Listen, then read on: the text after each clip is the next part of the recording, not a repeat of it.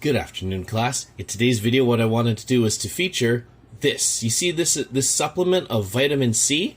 It's great. It's got 1,000 milligrams of vitamin C, and it does. If you can look at the back of this, it's got way more than your daily percent value. However, do you see how much sugar it has? This, to me, is a problem. Isn't there a better way to make a vitamin C dish than with something like this? Let's find out.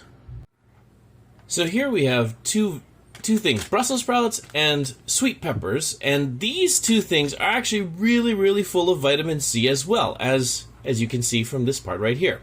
So what do we do to make a dish? We need both of these in that dish. So let's get to it.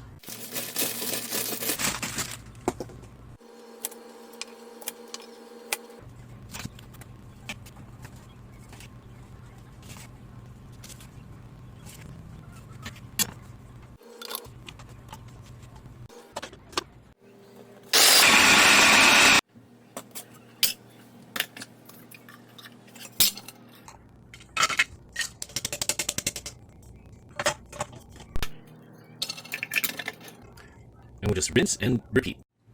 So why do I cut these Brussels sprouts in half? The reason why is because I want the reaction of all of the ingredients coming together to be more pronounced in the reaction. Like, for example, when I grind this up, I want this to make sure that all of the parts of it are ground up. So I cut it in half with my knife at first because I want there to be more surface area for the food processor to actually work on.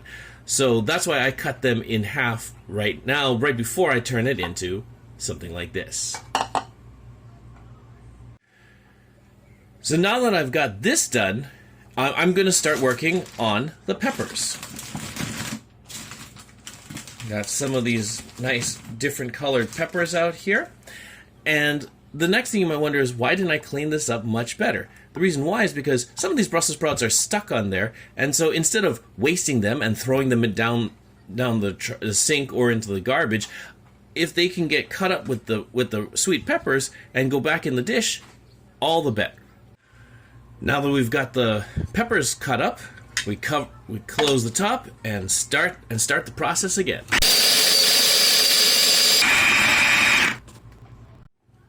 Now that we've got everything in here, we take a fork and we just mix it up.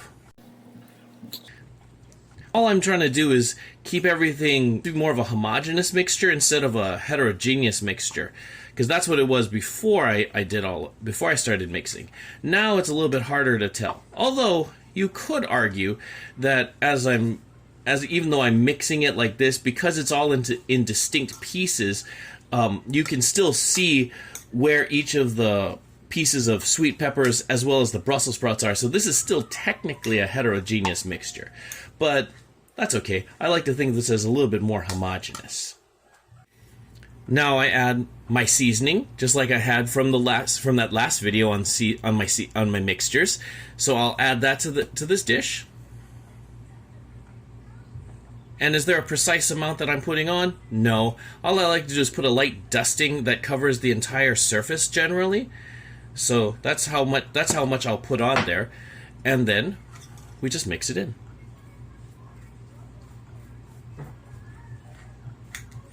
Try to get all of that seasoning into the middle of it and incorporate it as much as possible into the whole dish, because otherwise all of the seasoning will be right at the surface, and that's not a good place to get that reaction going. Even though this is the taste part of it is more of a physical reaction, you want everything to be as mixed in as possible so that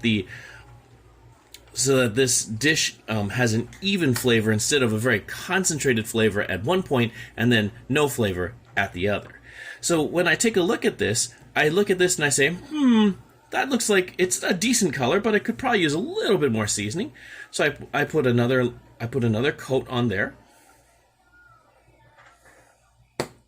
like so, and then I'll just incorporate that in. And as you can see, as I'm doing this,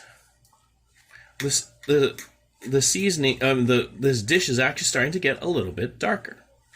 And that color change is important because it's telling me that the seasoning is actually coming through in this vitamin C dish.